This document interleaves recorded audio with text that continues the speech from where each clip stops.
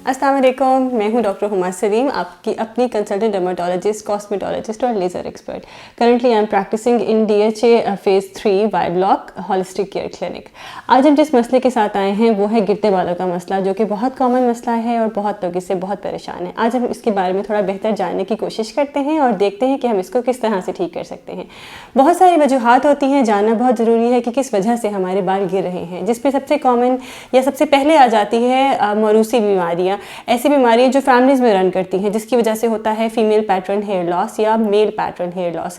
ठीक है, अगर ये आप वक्त पर नहीं इसका इलाज करेंगे या इस बर वक्त आप डॉक्टर के पास इसके लिए नहीं जाएंगे तो इसके ज़रिए आपके बाल गिरते जाएंगे और बात गंजपन तक जा सकती है। इसके बाद अगली वजह है हार्मोनल कॉजेज़, हार्मोनल इम्बैलेंसेस, जिसमें आ जाता है PCOS का मसला, प्रेगनेंसी या कुछ ऐसी अद्वियात जिसमें हार्मोन शामिल हैं। उसकी वजह से मेल्स और फीमेल्स दोनों के अंदर बहुत ज़्यादा हेयर फॉल देखने में आया है। तो हमें इसके लिए देखना होगा कि कौन सी अद्वियात हैं जिसकी वजह से हेयर लॉस हो रहा है, ताकि हम उसके अंदर ज़रूरी चेंजिंग्स लाकर अपने हेयर फॉल के मसले को रोकें। उसके बाद एक बड़ा कॉमन मसला हमारे इलाके में जो पाया जाता है वो है न्यूट्रिशनल डेफिशिएंसी। हमारी खुराक में उन चीज़ों की नामुनासिब मिकदार जो हमारे बालों की ग्रोथ के लिए बहुत ज़रूरी हैं, जिसमें बायोटीन है, जिंक है, आयरन है, उसका प्रॉपर्ली हमारी डाइट में शामिल ना होना हेयर फॉल की बहुत बड़ी वजह है, जिससे बाल बहुत ज़्यादा गुच्छों की सूरत में गिरना शुरू हो जाते हैं और बात गंजपन तक चली जाती है। तो हम देखेंगे आया कि क्या वजह है जिसकी वजह से न्यूट्रिशनल डेफिशिएंसी इतनी ज़्यादा हो रही है। क्या आपके अंदर चीज़ खाना एब्जॉर्ब नहीं हो रहा या क्या प्रॉब्लम है, तो उसको इसके हिसाब से देखकर आपके हेयर फॉल को कैटर किया जाएगा। अगला प्रॉब्लम आ जाता है इन्फेक्शंस। बहुत कॉमन है इन्फेक्शंस, फंगल इन्फेक्शंस इसमें बहुत कॉमन है। इसके लिए आपके डॉक्टर आपको प्रॉपर्ली एग्जामिन करेंगे, देखेंगे कहीं वो फंगल इन्फेक्शन तो नहीं है जिसकी वजह से ये हेयर फॉल हो रहा है। तो उसके लिए आपको प्रॉपर एंटी फंगल मेडिकेशन दी जाएगी और उसके हिसाब से आपका ट्रीटमेंट किया जाएगा। फिर एक वजह आती है मेडिकेशंस। बहुत कॉमन है मेडिकेशंस की वजह से हेयर फॉल का होना। तो डॉक्टर इसके लिए आपकी प्रॉपर हिस्ट्री लेंगे कि कौन सी दवाई की वजह से आपका हेयर फॉल हो रहा है, ताकि उसको इस दवाई को बंद किया जाए और उसकी जगह कोई और दवाई आपको दी जाए ताकि आपका हेयर फॉल का प्रॉब्लम सॉल्व हो। फिर एक प्रॉब्लम जो हमारे लिए बड़ा कॉमन है, ख़ासतौर पे यंगस्टर्स में, जो हम certain gels, chemicals, hair dyes और रिपीटेड हेयर ड्राइंग और एक्सेसिव मैनिपुलेशन विद हेयर, जिसकी वजह से हेयर फॉल बहुत ज़्यादा होता है, ये भी एक बड़ी कॉमन कॉज है।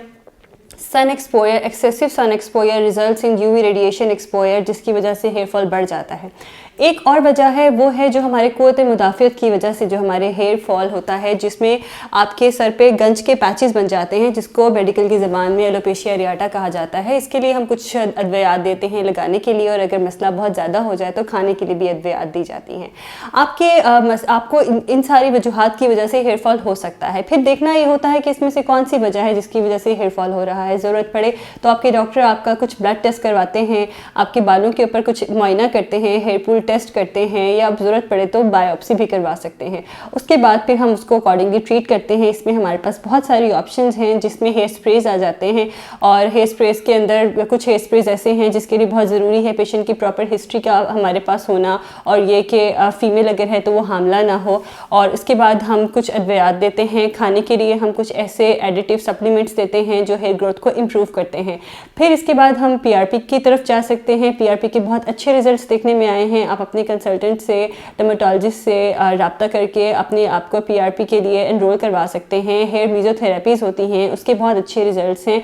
और अगर आपकी वजह जिसकी वजह से आपके बाल झड़ रहे हैं वो कोई ऑटो इम्यून कॉज है, तो उसके लिए हम आपको सर्टेन ट्रीटमेंट्स हैं वो हम देते हैं, उससे आपके बालों का मसला कुछ ही अरसे में हल हो जाता है। लेकिन स्टिल अगर आप इस चीज़ को बहुत ज़्यादा प्रोक्रेस्टिनेट करेंगे, बहुत डिले करेंगे, तो बाल बहुत ज़्यादा जब गिर जाते हैं तो हमें in the end hair transplant की तरफ जाना पड़ता है।